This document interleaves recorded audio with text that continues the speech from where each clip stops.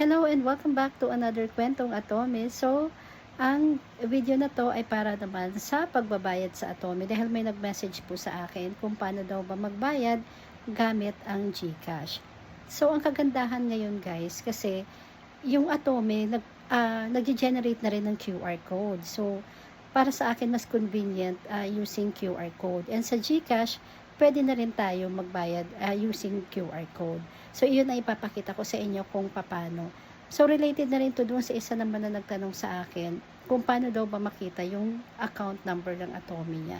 So, makikita nyo po yan sa bills payment. Kapag magbabayad na kayo, mag-generate po yan ng account number. So, ipapakita ko din po sa inyo. Pero para sa akin mas madali magbayad gamit ang QRPH or QR code. So, ito na po siya. So, tamang-tama, due date ngayon ng card ng asawa ko. So, sa asawa ko ito. And from your Atome app, i-click nyo lang po yung Pay Now. And then, lalabas na to na current bill kung magkano yung kailangang bayaran. So, i-click nyo lang po, again, yung Pay Now.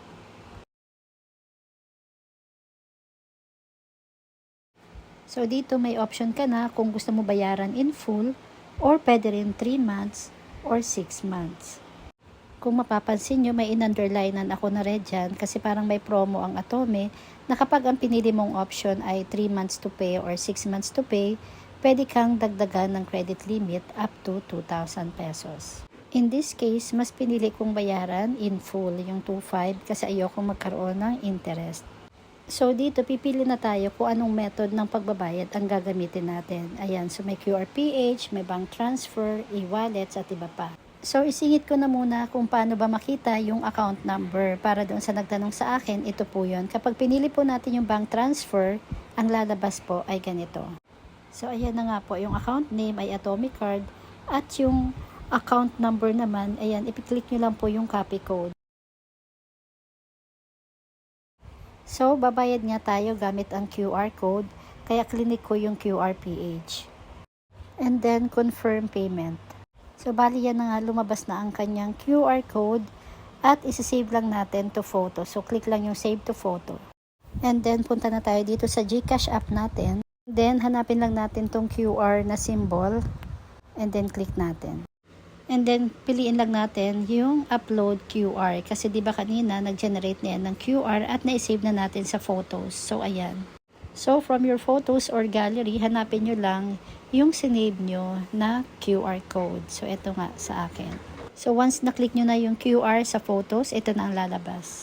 So, as you can see, automatic na nakalagay Atome plus kung magkano yung babayaran. So, ayan, click ko na yung pay 2,500. So, ayan, successful na yung ating pagbabayad at may reference number na rin yan. So, chinek ko na yung Atome app and from 3,600 na credit limit, naging 6,100 na dahil dinagdag na yung binayad na 2,500.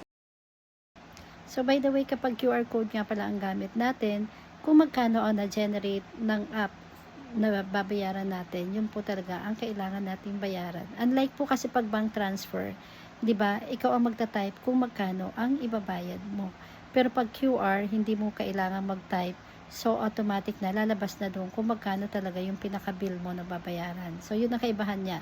Sa bank transfer, pwede ka mag-type kung magkano ang gusto mo lang bayaran.